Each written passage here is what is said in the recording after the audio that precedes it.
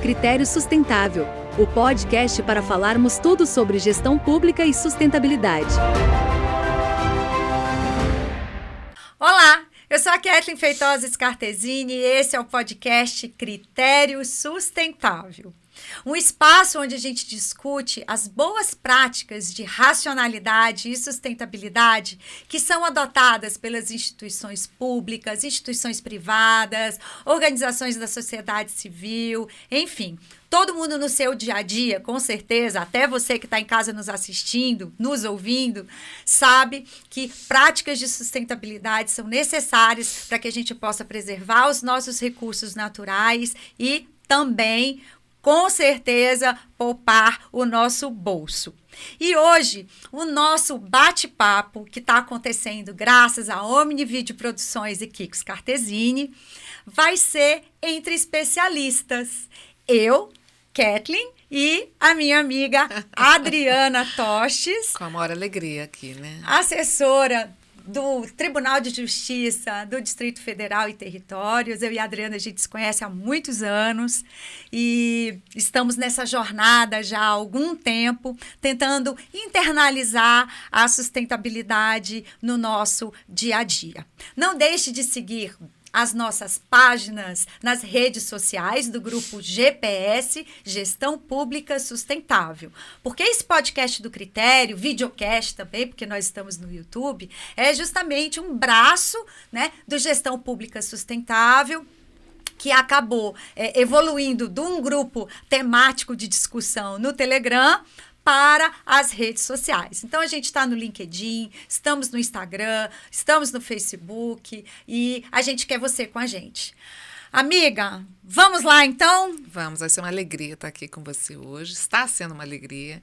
É uma temática que você sabe que a gente tem muita paixão, né? Difícil vai ser nos parar aqui. Vamos tentar manter uma ordem aí de perguntas para a gente não se atropelar. É verdade. Porque é muito assunto e é uma temática que a gente sabe da relevância para a melhoria contínua da gestão pública, né? Na verdade, a sustentabilidade recentemente ganhou um patamar muito maior com o advento do ESG, né, do ESG, na iniciativa privada, mas a gente está nessa luta desde quando, Kathleen? Eu estou aqui desde 2009, eu acho que você está antes de mim. Jesus, eu estou nessa luta na gestão já tem pública, muito né?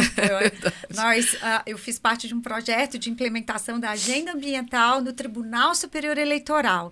E isso foi no ano de 1999, quase quando a A3P, a Agenda Ambiental na Administração Pública, foi publicada, né, uma agenda do Ministério do Meio Ambiente. Então, aproveito para deixar um beijo aqui para nossa amiga Jacimara Machado, que saudade, foi, né, uma das idealizadoras dessa cartilha, que eu considero assim como um grande roteiro, né, um grande norte, é como se fosse uma bíblia, pessoal, para quem quer implementar programas de sustentabilidade ou de responsabilidade socioambiental, como alguns ainda denominam, nas suas instituições. E eu acho, Adriana, aproveitando, só para fechar esse parênteses, que a cartilha da I3P, ela é um documento tão bem elaborado, tão bem fundamentado, que os pilares com os quais ela trabalha, você pode aplicá-los numa instituição privada, inclusive,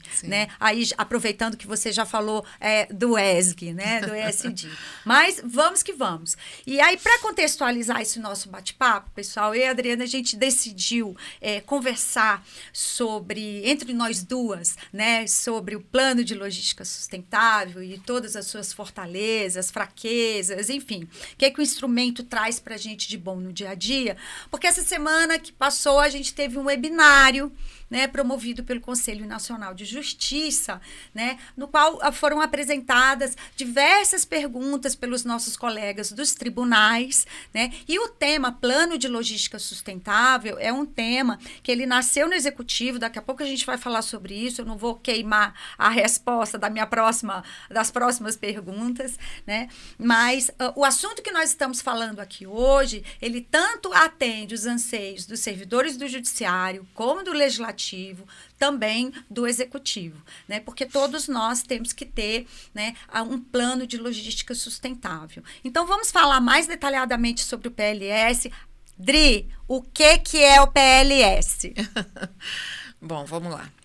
O Plano de Logística Sustentável, ele é o principal instrumento da política pública de sustentabilidade do ponto de vista administrativo, né? Então, eu costumo dizer que a sustentabilidade, que é uma temática que está até na moda, né, Kathleen? Todo hoje é sustentável, até a moda sustentável, acho tão engraçado, moda sustentável, né? Estimula o consumo e é sustentável. É um desafio muito grande fazer moda sustentável, mas entre outras questões que são sustentáveis, que essa temática está aí na mídia diariamente, quando a gente tenta trazê-la para uma questão mais objetiva, que possa ser mensurada, que possa ser avaliada, monitorada e que traga efetivos resultados, a gente tem o Plano de Logística Sustentável. Porque a forma como a gente se comporta do ponto de vista do consumo, como é que os órgãos consomem, gastam e descartam, e nesse consumo também contratam e lidam com as pessoas, com o capital humano, então é o capital econômico, o impacto ambiental e o capital social, todas elas são abrangidas por esse instrumento, que é um plano chama-se de logística, porque ele tem todo a ver com o comportamento dos consumos prediais, né, da empresa, do dia a dia de trabalho, de uma instituição e de uma empresa sustentável. Então, nós, quando a gente tem a honra de contar essa história, como partícipes da construção desse edifício, né? Nós temos o nosso tijolinho nessa história. Com certeza. E eu fico muito feliz de compartilhar essa caminhada com você. Porque o Plano de Logística Sustentável, ele nasceu de uma norma, você vai se lembrar, uma norma do Ministério do Planejamento, SLTI, me lembra aí. O PLS ele surgiu em 2012, a primeira vez, né, que veio mencionado veio como um normativo, como um normativo, foi uma instrução da SLTI, né, a Secretaria de Logística e Tecnologia da Informação, que estava vinculada ao Ministério do Planejamento, né, e ela veio na IN número 10 de 2012, que foi uma norma que veio trazendo diretrizes sobre o que o Decreto 7746 de 2012 trouxe para nós. Por que esse decreto aconteceu? Porque houve a alteração da Lei de Licitações, o artigo 3º da Lei de Licitações, com o normativo 12.349, em 2010, inseriu, né, a questão da promoção do desenvolvimento nacional sustentável dentre as questões principiológicas que deveriam ser observadas no procedimento licitatório. Exato. Então, para regulamentar esse artigo da Lei de Licitações, houve um decreto, que foi esse que nós acabamos de citar, que trouxe pela primeira vez a figura Plano de Logística Sustentável, e a instrução normativa da SLTI/MPOG veio trazendo mais detalhes sobre como você estruturar um bom PLS. E aí eu já deixo essa deixa que eu deixo. Deixa que eu deixo para você. Eu me recordo bem de todos desses normativos, eu já estava à frente dessa área no meu órgão, e eu me lembro também do papel do Tribunal de Contas, você lembra? Quando ele instigou, digamos assim, o Ministério do Planejamento por meio do programa Esplanada Sustentável, que era um programa que foi criado na época, Eliomar Rios, você lembra? Que estava na Secretaria de Orçamento Federal. Sim. Que era muito interessante, gente. É até interessante a gente resgatar um pouco dessa história, né? Nós também estivemos com ele nessa época, que o Esplanada Sustentável era um projeto do Ministério do Planejamento junto com a Secretaria de Orçamento Federal, que buscava parametrizar consumos e, obviamente, em decorrência, os gastos dos ministérios que tinham a mesma conformação arquitetônica, o mesmo número de andares, o mesmo número de pessoas ou semelhante. E, assim, obviamente que poderia haver uma comparabilidade entre os consumos desses órgãos com todos os parâmetros de sustentabilidade. Então, o Tribunal de Contas sugeriu, né, por meio de um acórdão ao Ministério do Planejamento, que resgatasse o Esplanada Sustentável, e no bojo disso tudo veio também, a SLTI veio com esse normativo que criou o Plano de Logística Sustentável. É muito interessante lembrar, e talvez a gente está indo antes do Plano de Logística Sustentável só para contextualizar, que neste momento, a gente que tinha essa veia do meio ambiente muito forte dentro da gente, né, sempre tivemos, acendeu uma luz, né, uma lâmpada mágica, quando a gente esteve na Secretaria de Orçamento Federal. E a secretária era a doutora Célia, com o Eliomar Rios, um querido. Ela trouxe um bolo para a mesa. Você se lembra disso? Lembro, eu ia falar justamente sobre essa passagem. Eu vou, se você me permite, eu conto. Por favor.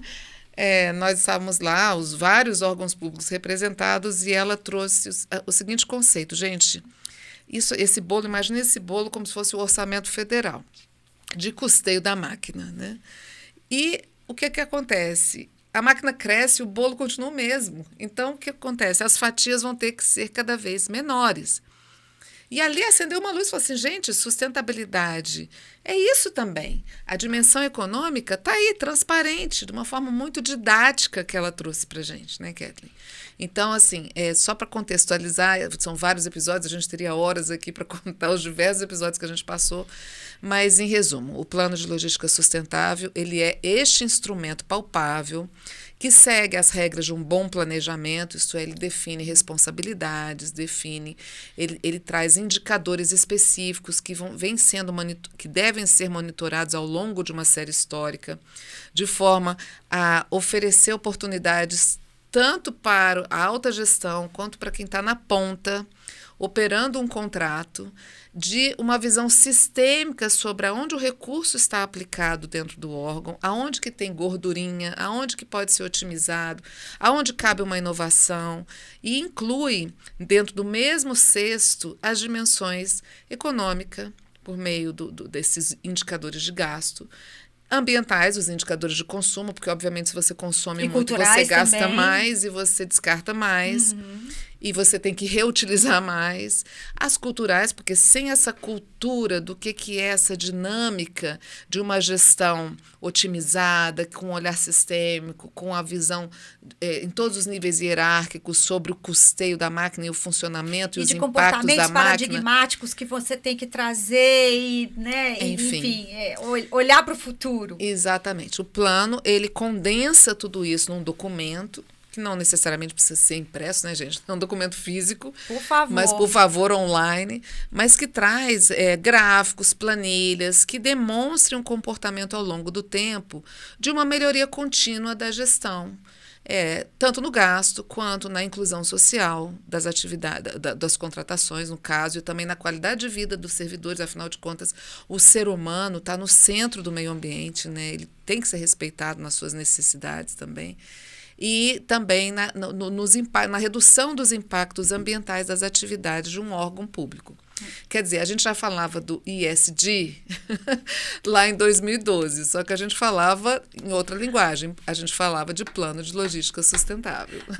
Na verdade, Adriana, eu vou até complementar o que você está falando aí, dizendo que a gente já falava sobre isso em 1999, né, com a A3P. É verdade. Porque, como eu disse alguns minutos atrás, a A3P, que foi a primeira agenda que trouxe essa necessidade de mostrar para a sociedade que o servidor público não poderia ser estigmatizado por ser, né, um ator que não cuida do recurso de forma eficiente, né? Quando a 3P surgiu, ela foi esse modelo de mudança comportamental, e o PLS foi um espelho da 3P. Sim. E aqui eu trago 2 pontos, um ponto que é importante falar, né? A 3P é uma agenda super significativa, porque foi a primeira, né? Mas é uma agenda voluntária. Já o PLS é uma agenda obrigatória. E você vê essa agenda, né, o PLS, né, em vários normativos. está na Resolução 400 de 2021 do CNJ, está na Portaria 8678 da SEGES. A gente já falava de PLS no decreto do pregão, já falava do PLS, né, em decretos anteriores, como eu acabei de falar. Então, e a diferença é essa. O PLS é mandatório. Não tem opção, eu não vou fazer. Mas, com essa visão que a Adriana nos deu, a gente não pode enxergar o PLS como um simples raio-x de gastos e consumos. É você reduzir muito o potencial do PLS, né, que tem realmente o condão de transformar o cenário de governança de contratações. Perfeito, é isso mesmo, Kathleen.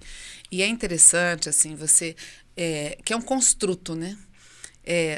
Esse estigma que a gestão pública tem ainda tem em alguns locais, de que ela gasta muito e mal, ele tem incitado também o bom gestor a buscar alguns instrumentos, alguns mecanismos de transformação voltado principalmente à transparência e à eficácia e eficiência, que são diretrizes que constam da lei de licitação, constava da anterior e consta da nova lei de licitações também. Quer dizer, a gente que é servidor e é apaixonado pelo que a gente faz, né?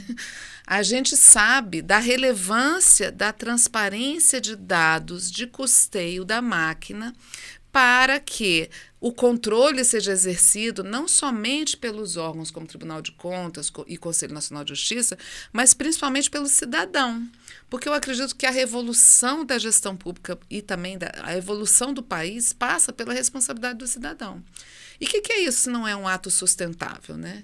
Então, veja bem, o cenário ideal, que é o que eu almejo, é o dia em que a gente nem precisar ter PLS, em que todo cidadão tem essa consciência de que todo o consumo dele tem que ser voltado a uma real e justificada necessidade, que ele tenha um controle sobre o impacto ambiental do consumo dele, né, da pessoa, e que ele perceba que inclusão social não é apenas, digamos assim... Não é uma boa ação, não é uma boa ação, solidária. É uma questão de empatia e faz parte do exercício de cidadania. Da promoção do desenvolvimento nacional sustentável. Tudo né? isso é cidadania, então são conceitos que andam todos de mãos dadas, gente. Quando a gente fala de sustentabilidade, a gente fala de integridade, a gente fala de ética, a gente fala de empatia, a gente fala de exercício de cidadania, a gente fala de inclusão social, a gente fala de redução do gasto, porque, obviamente, quando você dá transparência ao gasto e você cria mecanismos de vinculação entre os instrumentos de gestão, e aí sim, né, o plano de logística sustentável, ele não é um plano solto. Ele é um plano que está inserido, ele é um desdobramento da estratégia, que, junto com demais planos que existem numa gestão, com plano de obras, plano de capacitação, plano de contratações, ele é um plano direcionado à logística do órgão. E é muito legal quando você começa a entender isso. Aí a gente ouviu recentemente, nesse debate, né, nesse seminário que nós estivemos, dúvidas do tipo, por que grandes contratos têm que estar no plano de logística sustentável? Porque o plano de logística sustentável trata de custeio. E é ele que é, digamos assim, o radar do plano de contratações. Imagina fazer um plano de contratações também solto, sem vínculo com a estratégia, sem vínculo com a missão do órgão. Não, os planos todos conversam. Então, existe uma estratégia que se desdobra em planos, entre eles o plano de logística sustentável. Que é a diretriz para a compra. Que é a diretriz para as contratações. E também é a diretriz, também, muitas vezes, para as ações de qualidade de vida no órgão. Porque, muitas vezes, isso na sua história de trabalho você já viu, e eu também, projetos importantíssimos do tipo ginástica laboral, que toda empresa privada tem, porque as pessoas trabalham com computador, tem LER, tem outras doenças, né, do trato que afetam mesmo os órgãos. E que se você não tratar, vai te dar uma despesa vai te dar mais mil tarde, problemas, né, exatamente. com o servidor entrando num percentual de absenteísmo. De absenteísmo, que é falta ao trabalho de forma justificada, e também uma velhice que não ajude a pessoa a se... Hoje a gente não pode aposentar, né? Então você tem que se manter íntegro fisicamente para poder chegar a uma idade produtiva também fisicamente bem. Essa temática na gestão pública, sem um plano de logística sustentável que direcione esse olhar e essa cultura para a sustentabilidade, ia estar na gaveta do gestor, que muitas vezes ia estar desesperado para conseguir um orçamento para a ginástica laboral, porque é mal visto ainda pela sociedade gastar dinheiro com saúde. Sabe? Como? Gastando dinheiro com saúde do servidor? Esse olhar que eu acabei de trazer na minha fala, que é o olhar sistêmico, o investimento na qualidade de vida do servidor, ele tem impacto no gasto público, porque esse servidor pode adoecer e pode se ausentar por um período longo. E aí o salário dele vai estar sendo pago pelo consumidor, pelo cidadão, pelo contribuinte, e não vai ter a contrapartida do serviço, do trabalho executado. Então, quando a gente fala de plano de logística, a gente está falando de grandes contratos, a gente está falando de contratos de impressão, de telefonia, de limpeza, de recepção, vai me ajudando aí, Nossa, de operação bens de elevadores, consumo, brigadista, apoio administrativo, enfim. recepcionista. E também estamos falando de ações de qualidade de vida, ações de solidariedade, lembrando que o Estado tem que trabalhar para o desenvolvimento sustentável do país, então as ações de solidariedade também devem ser avaliadas por um plano de sustentabilidade, inclusão por meio do poder de compra do Estado nos contratos, a mão de obra continuada. E também estamos falando, inclusive, de coleta seletiva, por exemplo, que é o impacto real das atividades diárias. Quer dizer, é muito assunto, gente. E se a gente não organizar isso dentro de um plano de logística, a gente vai se perdendo e vão tendo ações esparsas nos órgãos, né, nas empresas, e você não consegue nem observar uma evolução gradativa e melhoria, né? Enfim. Adriana, quando a gente dá palestra, né, eu me recordo aqui de algumas comparações que a gente faz para que o servidor, o gestor, o demandante consiga entender melhor o que é PLS, né? Que não é mais um trabalho, é o trabalho necessário que a gente deve ter para a gente conseguir alcançar essa visão sistêmica que você está trazendo. Sim. E aí eu me lembro, né, quantas vezes a gente tem planos na vida, né? A gente tem um plano de fazer um mestrado fora, um doutorado, uma capacitação, um curso de inglês, uma viagem fora, né? E dentro da nossa casa, a gente também tem um PLS. Só para deixar a coisa mais fácil ainda, para quem está ouvindo pela primeira vez sobre o que é plano de logística sustentável. Você tem a conta da sua luz, da sua água, o quanto que você gasta de combustível, de materiais, né? De material, de alimentos, se vai no supermercado. Se você tem funcionários, o quanto que você gasta com seus funcionários. Exatamente. E aí, quando a gente se tem você um é ética plano, na relação com seus funcionários. Exatamente. E aí, quando você tem um plano, né, um sonho a realizar, como qualquer um desses que eu comentei aqui, o que você faz? Né? Você planilha essas despesas e diz quanto, né, você consegue desenvolver ali um raciocínio que vai te dizer quanto que você tem que economizar para você realizar esse sonho. Esse é um PLS dentro de casa, com as suas próprias despesas. Não, então eu vou lavar a roupa 2 vezes na semana, né, vou passar menos tempo no chuveiro, vamos lançar uma campanha de redução de energia aqui em casa, atenção garotada, apaga a luz. Gente, é isso. Só que vamos trazer esse cenário para dentro de uma instituição, pública ou privada, né? Onde é que a gente quer chegar? Qual é o nosso sonho? Sim. O nosso sonho é entregar valor à sociedade. Valor público, né? Valor público à sociedade. Verdade. É a gente atingir a nossa missão institucional sendo mais eficiente. Com menor custo. Com menor custo. Com a maior qualidade. Fazendo mais com menos. Exatamente. Então, para isso, a gente precisa de um PLS, onde a gente tenha todas essas despesas mapeadas, monitoradas, esses consumos idênticos, porque não adianta dizer assim, está gastando muito, cortem as cabeças, Alice. Não é por aí. Exatamente. Isso era o que se fazia antigamente. Né? O gestor rássico, quando ele queria cortar a despesa, o que ele fazia? Ele não olhava para o consumo. Sim. E não é assim, porque às vezes você corta e acaba impactando no atendimento de uma demanda que é essencial. Não, e detalhe, né? Até para cortar, você não pode cortar de forma linear. Em tempos de vacas magras, se você não tem uma fotografia do comportamento dos seus consumos ali, que é o PLS, né? Você ter os gráficos, você saber exatamente o recurso, onde é que está aplicado, onde é que tem brecha, onde é que não tem brecha, você corre o risco de cortar linearmente e paralisar algumas entregas, porque a gente tem entregas necessárias. E eu vou além, né, Kathleen, porque PLS não é só apenas economia. PLS é inteligência do negócio. Eu adoro esse conceito. Porque, por exemplo, vamos imaginar, em algum momento os órgãos investiram em energia fotovoltaica. Houve um custo maior, mas até esse custo que foi maior, na hora de prestar contas à sociedade, que é também um papel da gestão, a gente tem como colocar, por meio do plano de logística sustentável, uma análise de custo-benefício e de um payback. Quer dizer, a gente está investindo nesse momento, mas a gente vai recuperar a médio e a longo prazo o dinheiro investido, depois vai economizar. Então, eu gosto de pontuar sempre que não é apenas uma questão de economia, mas não.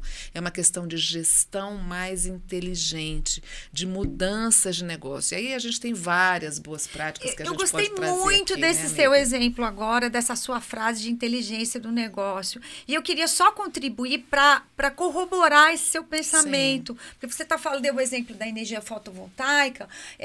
Vamos trazer também algo que está dentro das nossas instituições, no nosso dia a dia. Processo eletrônico. Sim, perfeito. O investimento louco que as organizações fizeram, né, em hardware, em software de segurança da informação, e aí você continua consumindo o mesmo tanto de papel, imprimindo do mesmo tanto. Porque muda o software, mas não muda a cultura. E é tão interessante. Tereza Vilac fala muito, né, nossa querida Tereza Vilac da AGU. É uma das autoras do Guia de Contratações Sustentáveis da Advocacia Geral da União, a nossa Bíblia, né? Das contratações sustentáveis. Para a especificação do bem. Ela trouxe esse elemento da cultura sustentável, né? Porque tem tudo a ver.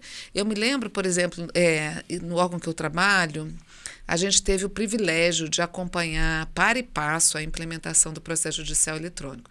Diante da experiência de outros órgãos que a gente acompanhava e monitorava, e aí vem uma outra ação que cabe no PLS, que é o tal do benchmarking, né? Porque, gente, a sustentabilidade, ela não gera competição, ela gera união.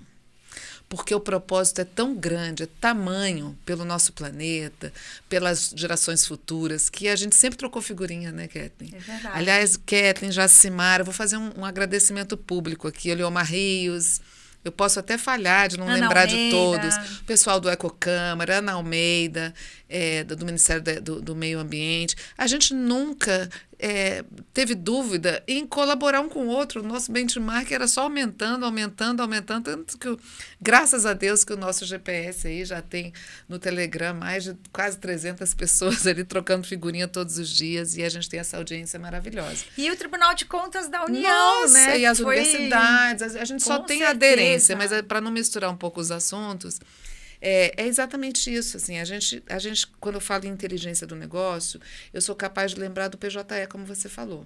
Porque, a partir da experiência que outros órgãos me relataram, as pessoas continuam gastando papel, continuam imprimindo, aqui está muito ruim, mesmo com os processos eletrônicos, a gente combinou com a área de TI, que também é uma grande parceira do Plano de Logística Sustentável, à medida que eles iam implementando o processo eletrônico, eles entravam numa semana para dar aula, capacitar, implementar, e a gente entrava na semana seguinte para falar sobre sustentabilidade. Olha, a gente ia falar sobre não imprimam, não tenham medo, o sistema funciona, estará tudo ali, não tem necessidade, e esse consumo vai impactar na coleta seletiva, vai impactar no meio ambiente. Então, a gente trazia esses dois valores de uma forma muito forte. E, de fato, na minha instituição, à medida do PJE, o consumo foi caindo drasticamente, porque a gente foi mudando a cultura por meio da capacitação.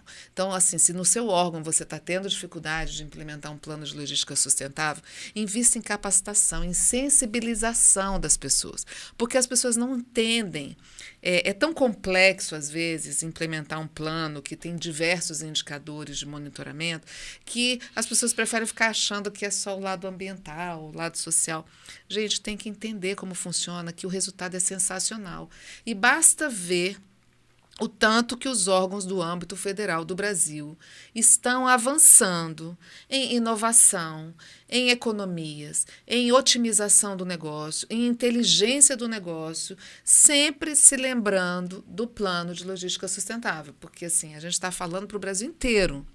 Mas a gente sabe que a realidade daqui, dos tribunais federais, do Ministério da Economia, do Tribunal de Contas e de outros órgãos do DF é diferente da realidade de um município. Que às vezes você tem um gestor que ele é tudo. Ele planeja, Ele ele faz os planos diretores que decorrem do planejamento, ele tem que fazer um plano de logística sustentável, ele tem que fazer um plano de contratações, ele tem que fazer um plano de governo, ele não dá conta.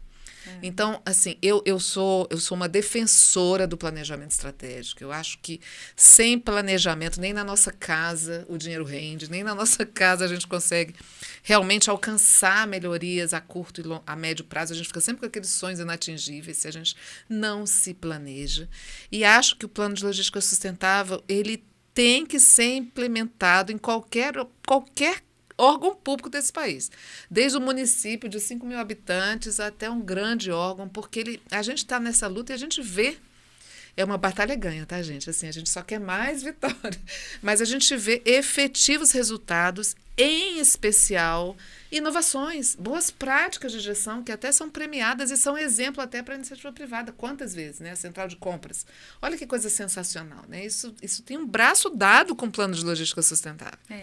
Pessoal, em outras palavras, a Adriana está falando a necessidade de alinhamento que a gente deve ter entre os nossos instrumentos diretores. Você tem um plano estratégico institucional, tem o PLS, os planos setoriais e o plano de aquisições e contratações. E o plano de descarte, o plano de coleta seletiva sim, e vários também, outros. O plano de gestão de resíduos sólidos. Você não pode ter apenas a lista de compras, né? Você tem que saber onde é que você quer chegar com aquelas aquisições e aquelas contratações. Então, todos esses instrumentos conversando, né, Adriana? É verdade. Eles proporcionam ao gestor uma maior organicidade, né? Unicidade, continuidade de gestão, né? Continuidade de projetos, diretrizes para todos, inclusive para quem está pensando em inovar, inclusive para aquele que é um gestor de um pequeno contrato, que às vezes não vou dizer um pequeno contrato. Dá um exemplo aí de uma boa prática de bens de consumo, que é um dos indicadores do plano de logística sustentável. Não é? Eu me lembro quando você falava o seguinte, gente, quem aqui trabalha no almoxarifado? Que tipo de suporte que você tem? Nossa, o pessoal do almoxarifado merece um prêmio, já que a gente também está aproveitando o momento para homenagear as pessoas, né? O servidor que trabalha no almoxarifado, no subsolo, sem janela, eu costumo brincar com isso, porque eu também já trabalhei no almoxarifado, subsolo, sem janela. E muitas vezes a gente recebe um pedido de aquisição de um determinado bem, uma demanda, né, que ela não tem a menor visão crítica, né? Às vezes a pessoa tá apresentando aquela necessidade que, se você for mais a fundo, né, talvez aquela necessidade ela possa ser atendida de uma outra forma, né? E aí tem inúmeros casos, eu não vou me deter aqui em relatar tantos exemplos, porque a nossa história nessa jornada já é muito longa. Mas, Adriana, vamos falar um pouco sobre a efetividade e a eficácia desse instrumento. O que um bom PLS tem que ter para ele se mostrar eficaz e efetivo? Bom, vamos lá. A gente não pode complicar muito as questões, né, Kathleen? O que eu entendo é que o PLS ele tem que ter, em primeiro lugar, vínculo com a estratégia. Ele tem que trazer o alinhamento da política, ele traduz a política de sustentabilidade no órgão. Então, ele tem que trazer o que da estratégia tem vínculo com a sustentabilidade. A sustentabilidade já tem que ser uma das diretrizes da estratégia. Isso é fundamental, não dá para não se falar, em pleno 2023, que a gente está sofrendo as mudanças climáticas na pele, que a sustentabilidade não deve compor um plano estratégico. Ele é, digamos, está no como sangue, objetivo, né? E diria mais. Como objetivo, como valor, como diretriz, enfim. Então, o plano de logística, por ser o principal instrumento da política de sustentabilidade, ele tem que refletir o que a estratégia está ditando em relação a isso. Isso, para mim, é básico. Depois, ele também tem que ter um alinhamento com os planos, em especial de capacitação do órgão, porque a gente tem que mudar a cultura. Trilha de aprendizagem em vários segmentos, mas que tragam essa transversalidade da sustentabilidade em todas as áreas. Ele tem que ter uma conversa muito direta com o plano de contratações, porque, veja bem, na fase de planejamento da contratação, um gestor de contrato, digamos, de bens de consumo, ele tendo uma série histórica do plano de logística sustentável, o plano ele traz a série histórica, ele traz o comportamento daquele indicador, que é, digamos, os bens de consumo. Ele traz as inovações que foram tentadas ao longo dessa série histórica, e ele traz resultados. O gestor que não se baseia num plano de logística sustentável para fazer uma contratação, ele já sai perdendo, porque ali tem muita informação, tem muito significado para ele transpor numa boa contratação. Depois, ele conversa no plano de contratação quando o produto é licitado, ou o item, ou o serviço, porque naquele momento o fiscal fica meio sozinho, ele e o gestor dele. E aí é neste momento que o plano de logística sustentável volta a cena em apoio ao operador e ao gestor. Por quê? Porque a gente vai monitorar o desempenho daquele indicador ao longo de um ano, comparando com os anos anteriores.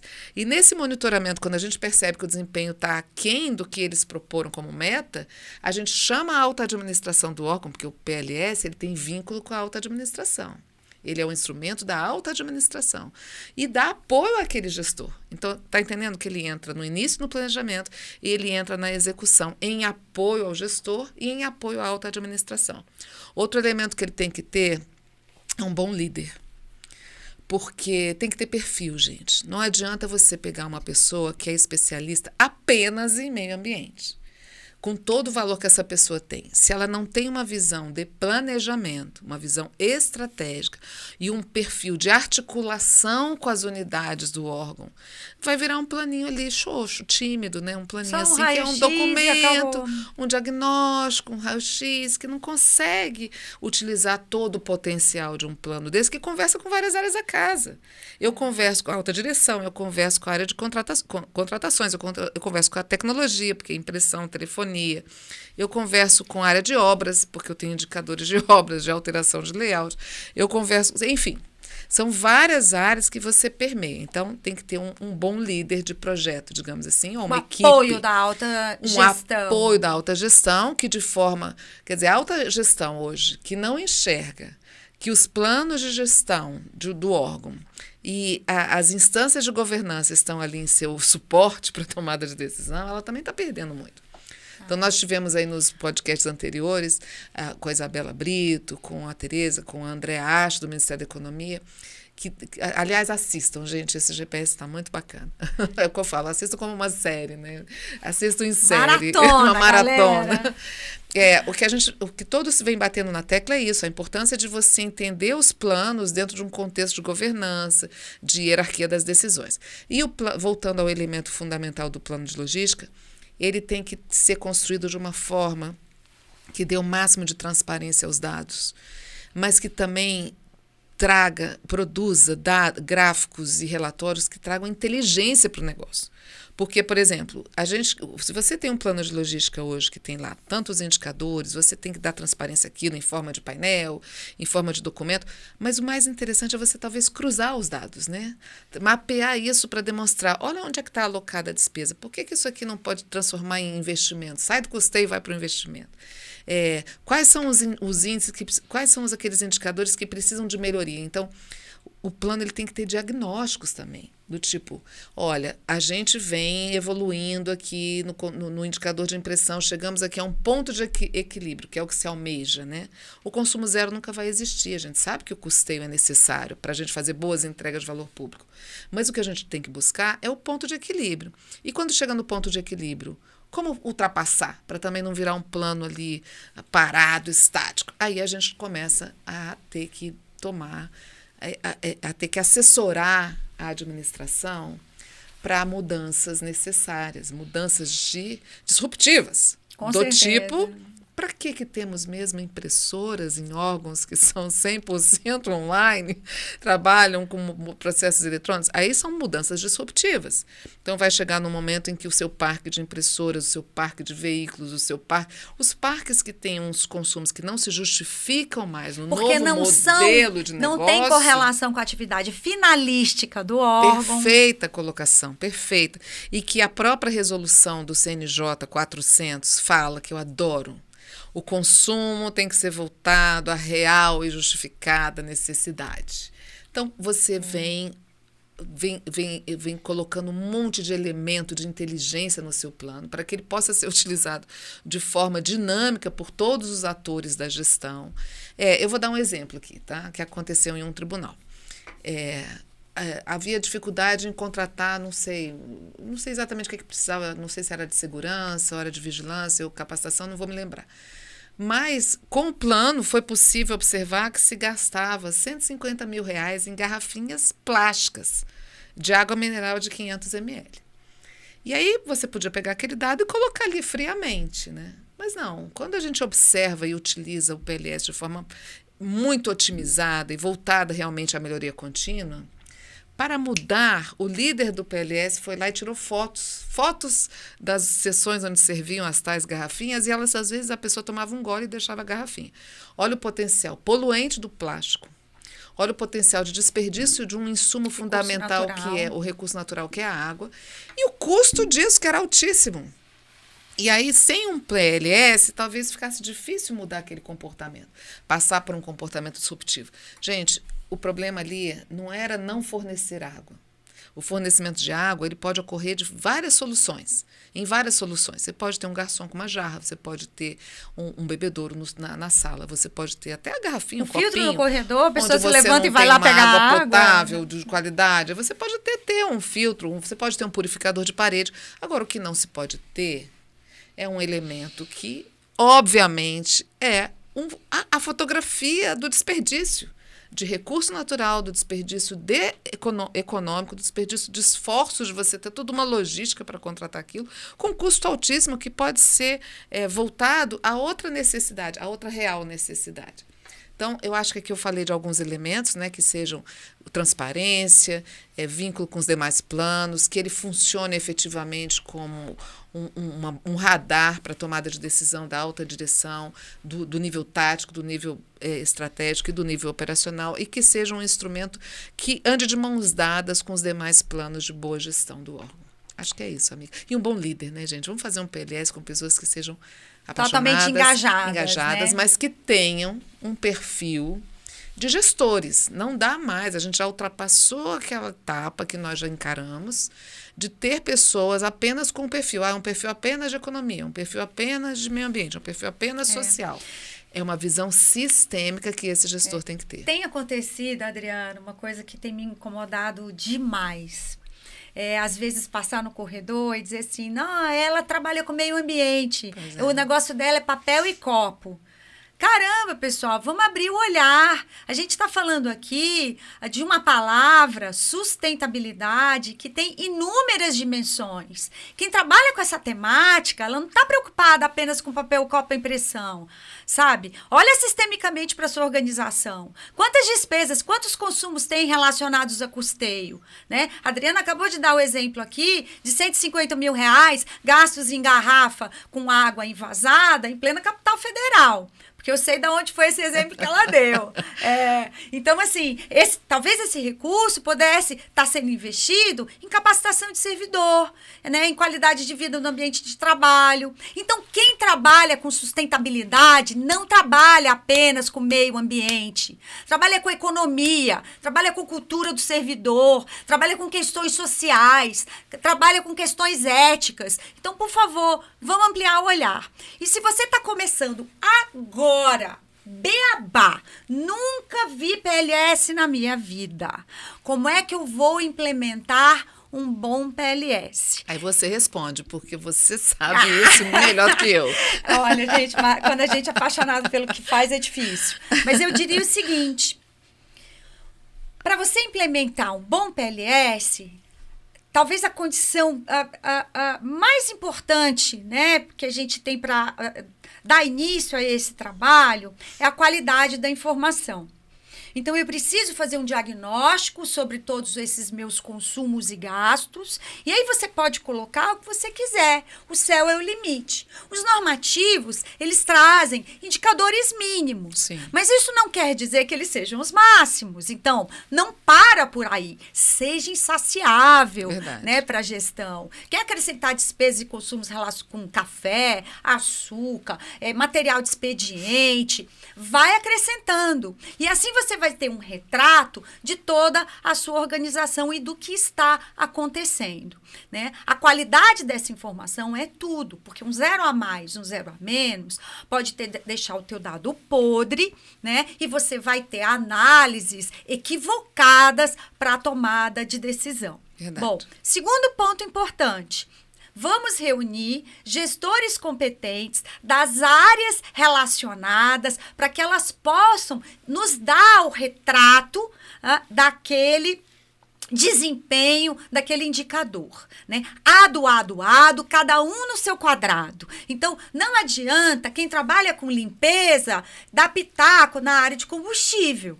Você vai chamar os verdadeiros responsáveis, os atores que estão completamente cientes de tudo que está acontecendo naquela área.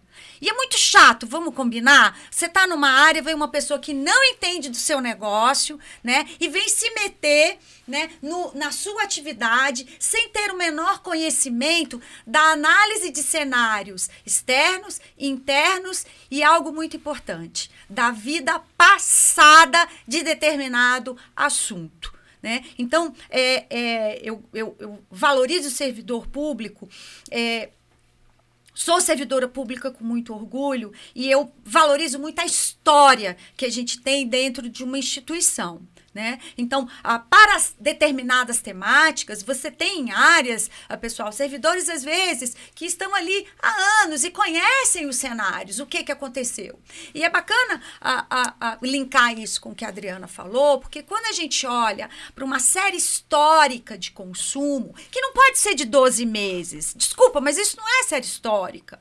Né? Quando você olha para 3 anos, 5 anos de passado, né? Você consegue identificar as mudanças que ocorreram na instituição. Se eu for considerar 12 meses, eu não pego nem a pandemia hoje em 2023. Né? O ano crucial da pandemia já saiu da minha série histórica. Né? Só que a pandemia me proporcionou o teletrabalho. Otimizou, né? Otimizou, deu uma oportunidade, ampliou, trouxe um novo pensamento disruptivo, que a gente ainda estava meio amarrado. Sim. Agora está voltando, como é que vai ficar? Então, assim, essa análise de uma série histórica mais completa, ela é fundamental para você estabelecer meta. Exato. E sim, precisa estabelecer meta para as despesas, para os consumos. E para aumentar ações de qualidade de vida, para aumentar ações de capacitação, para aumentar ações. Então, quer dizer, a meta ela tem que ser de acordo com o perfil do indicador, né? Agora, essas questões, gente, assim, eu sou muito apaixonada também pela Resolução 400 do CNJ. Logicamente que é uma norma que toda norma precisa de aperfeiçoamento ao longo do tempo, porque a gente vai percebendo com a prática que ela pode ter ajustes. Agora, o Poder Judiciário, quando editou essa norma, na verdade, em 2015, que nós até colaboramos, a 201, que a gente propôs. Exatamente. Ali foi uma ousadia muito grande, né? Quando a gente para pensar, foi uma ousadia quando a gente olha para trás. É muito louco, gente, porque é isso. Outro dia a gente estava aqui no podcast. A beleza dessa norma, Adriana, só fazer um parêntese e já fecho, é que ela foi construída no movimento bottom-up. E a gente estava falando disso no podcast passado com a Isabela Brito, quando a gente falou sobre a construção também da Resolução 347, que trata de governança de contratações. Exatamente. Né? Ela foi levantada num seminário, né? Um seminário que abriu espaço para as pessoas falarem, e ela foi construída pelos servidores, foi colocada em consulta pública, e isso foi muito importante. Fechei meu parênteses, desculpa. Sim, bottom-up, como várias outras ações que têm ocorrido, né? Porque eu acho que à medida do tempo em que o gestor assume o seu papel de ser responsável e técnico, ele passa a exercer mesmo essa ousadia, né? Ele não pode ficar passivo diante daquilo que ele está vendo que não está funcionando. Então, o PLS também, voltando ao tema, o PLS não pode ser um instrumento que fica ali paradinho na mesa do gestor e ele não faz nada com aquilo. Quando eu falo de inteligência do negócio, é que eu vejo um potencial do PLS para essas transformações bottom-up, porque assim, é tanto dado. É como a A3P, é tanto dado que aí você não. Fica até difícil alguém te dizer não, né? Quando você traz tantos dados para mostrar a necessidade de você adotar modelos inovadores, modelos econômicos, modelos que reduzam o impacto. É muito legal, na verdade, o PLS também ajuda nisso, né? No papel do gestor enquanto ator do processo bottom-up de transformação da gestão. Então, o judiciário ele foi muito ousado com relação a estabelecer indicadores para além do que o Ministério do Planejamento já ditava no seu normativo. E mais, gente, hoje, naquela época, quando a gente começou, eu me lembro que as pessoas se ressentiam de não ter apoio da liderança, de não ter instrumento para trabalhar, de não ter sistema informatizado para coletar esses dados todos que formam os indicadores do PLS e não ter prêmio, não ter nada. Gente, o judiciário, ao longo da história, ele implementou uma resolução com a fórmula de todos os indicadores.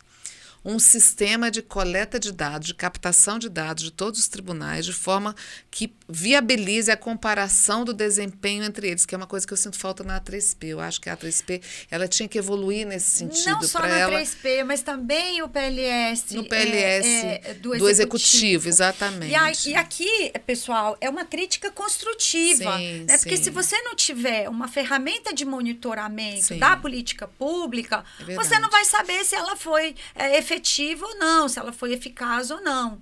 Então, isso é necessário. Não é de hoje que a gente leva Aliás, esse é o papel do essa indicador, demanda. né? É o papel do indicador, é você monitorar o grau de implementação e de maturidade de uma política pública. O indicador, à medida que você vai avaliando ele, a meta é para que o indicador alcance resultado. Mas o indicador em si, ele é uma fotografia se a política pública existe, se ela não só existe, mas se ela está efetivamente implementada e se está trazendo resultado. Mas voltando ao que eu estava falando, eu me perdi um pouco com relação ao CNJ, sim, lembrei. Então, hoje, gente, os órgãos do Poder Judiciário, e eu acho que é um modelo que deve ser replicado para os municípios brasileiros, eles têm um normativo muito bom a ser copiado, que é a Resolução 400. Jude. Um sistema denominado PLS Jude, que abre as portinhas para o cadastro de todos os tribunais. Quer dizer, o tribunal não precisa ter um sistema dele. Ele entra no sistema do CNJ e ele coloca lá quanto que ele consumiu de água em janeiro, fevereiro, março, abril, de energia, de bens de consumo, de papel, de plástico, quanto que ele descartou, quanto que foi o custo daquele contrato, quantas pessoas estão no contrato dele de limpeza, enfim. E por tipo de tribunal, quer dizer, tribunal de curto porte, né? Pequeno, médio, grande porte, exatamente, com segmento de justiça. Ele consegue ranquear, não no sentido de virar um game. O objetivo não é ser um game. O objetivo é fortalecer o propósito da boa gestão do gasto público, da boa gestão sustentável, do respeito ao meio ambiente, enfim. Mas ninguém quer ficar feio na fotografia. Ninguém quer ficar. Né? Então, acaba que hoje, gente, o gestor, ele não pode se eximir de atuar. Porque, como eu estava falando no início da frase, antigamente a gente se ressentia disso para atuar. Hoje você tem tudo. O Conselho Nacional de Justiça está dando as portas abertas para as pessoas atuarem. Depende hoje muito mais do gestor do PLS, do órgão, querer levar à frente esse projeto e essa ação que já se demonstrou super relevante e que apoia todo mundo, né? Eu sempre brinco assim, um gestor assume um órgão e se ele não tem esses instrumentos, em que ele vai se balizar? É dali para frente. Mas eu adoro aquela frase também, né, gente? Não tem nada de acadêmica, mas para mim ela diz tudo, que é o seguinte: se eu não sei doconvi nem ocotô, como é que eu vou saber pocovô? Mineiro, né? Mas é isso aí. O PLS, ele traz essa fotografia, ele demonstra esse cenário e ele é um radar para o futuro. E eu acho que eu queria que você comentasse esse papel precursor, não foi precursor porque foi do Ministério do Planejamento, mas o tanto que o Judiciário alavancou. Eu queria ouvir de você essa visão e onde que a gente pode chegar, para além, né? Porque é o infinito e além. O infinito e além. Bom, pessoal, Nossa, quem trabalha com sustentabilidade, eu estava falando sobre isso hoje, né? E eu acho que a gente já está aí com quase 1 hora de papo, e aí eu vou fechar. Quem trabalha com essa preocupação, né? Meio ambiente, pessoas, organização, a gente é insaciável. É verdade. Tem um propósito muito grande, né? Por detrás disso. Eu diria, Adriana, que a gente tem uma missão de vida. Amém. Né? Que é transformar as pessoas, sabe, para o bem. Porque esse olhar para o outro, para o todo, né? Ele é um olhar que pode mudar realidades. Ele pode trazer uma missão árdua, tá? Não pensa que é fácil, mas é uma missão maravilhosa. Um benefício muito grande para a sociedade, principalmente, né, para a sociedade, que é para quem a gente tem que prestar conta. Então, eu vejo que os PLS, né, eles podem agregar muito mais temas a serem monitorados. E esses temas, né, com base numa decisão, né, acertada, construída, participativa, coletiva, a gente ter metas de eficiência que possam traduzir melhor a qualidade do gasto.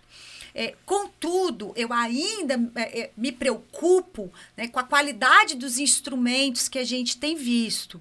Né?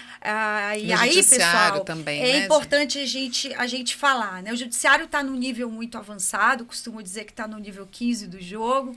Né? Tem muita gente começando agora, tem gente que está no meio do caminho. O legislativo está indo bem, pelo menos o federal, né? Também está indo muito bem. A gente sabe que tem alguns municípios, vários, na verdade, né? Aqui eu não vou enumerar, mas que tem iniciativas sensacionais. Também. Mas eu diria que a gente não pode se contentar com pouco. Eu acho que a gente tem um potencial enorme nessa ferramenta administrativa de gestão, né, para sensibilizar a alta administração, para engajar o corpo funcional, para engajar colaboradores. E eu acho que a gente não está usando, né, da forma como a gente sonhou um dia. Né? Mas eu acho que a gente está num processo, né? Essa pauta ESG que a gente falou no início do nosso bate-papo, ela vem para reforçar isso, porque várias dessas dimensões ESG, né? Meio ambiente, social e governança, elas estão dentro do PLS. O PLS é um instrumento de governança, né?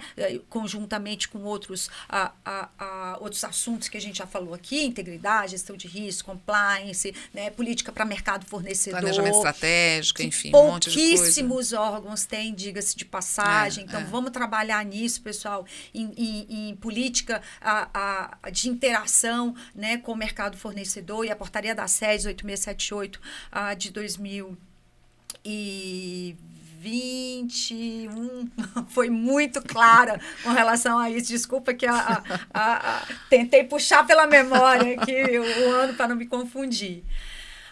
Acho que é isso. Acho que é isso. Um bom papo, né? Porque, como vocês puderam perceber, o plano de logística sustentável ele tem diversas dimensões. O do judiciário tem mais de 100 indicadores. Talvez uma sugestão que a gente possa trabalhar, né, junto com os outros órgãos, talvez resumir um pouco, diminuir um pouco esses indicadores, mas valorá-los, né, trazer mais qualidade para os indicadores. Realinhá-los, sem perder o que a gente busca com isso, que é efetividade, eficácia, sustentabilidade, transparência, integridade, enfim. Melhoria da gestão pública, melhoria do valor público que a gente busca entregar com o nosso trabalho, né, gente? E, assim, é tão bom a gente sair para trabalhar, né, que a gente trabalha muito, né, todo servidor público, aliás, desmistificando também aquela visão que a gente até trouxe aqui no início, servidor público hoje trabalha demais, trabalha com dedicação, trabalha com afinco, e é tão bom quando você vê isso, né, assim, de forma transparente, e venha, cidadão, faça o seu papel, busque os dados, questione, né, nos ajude nessa caminhada em prol da redução dos nossos impactos ambientais, da otimização da nossa inclusão social, porque o poder de compra do Estado permite que a gente atue até como exemplo para a iniciativa privada na inclusão social e na condução dos processos de forma econômica, mas eficaz. Às vezes com investimento maior, mas com uma visão no resultado e não no meio do caminho. E é isso, eu acho que a gente tem história aí para falar, mas está na hora de encerrar. Vontade de ficar aqui a noite inteira com você. É bom demais. Bom, pessoal, esse foi o nosso primeiro bate-papo, só eu e a Adriana, para a gente falar sobre PLS. Foi uma delícia, Adri. Amiga. Acho que a gente tem que fazer uma segunda edição, né? E trazer outras questões que podem ser abraçadas, né, num bom plano de logística sustentável. Verdade. E que tem tudo a ver com a Agenda 2030, indicadores relacionados à equidade, diversidade, gestão de resíduos, enfim. A gente ainda tem papo para outros episódios. Então, a gente se despede por aqui. Você quer dar um recado final? Quer dar um tchau? Ouse. Ouse na mudança para o melhor. Não tenha medo de ousar. Né? Então, acho que é isso que a gente fez em algum momento. Isso. E a gente quer continuar usando. Olha aqui o podcast. Vem, né? Como diz aqui. Exatamente. Bom, pessoal, então vamos fazer o seguinte. Vamos ousar juntos, porque juntos nós somos muito mais fortes. É verdade. Eu espero você daqui a 15 dias no próximo podcast do Critério Sustentável. Vamos lá, Adriana? Vamos. Vem. Tchau, tchau. Critério Sustentável. Oferecimento. GPS.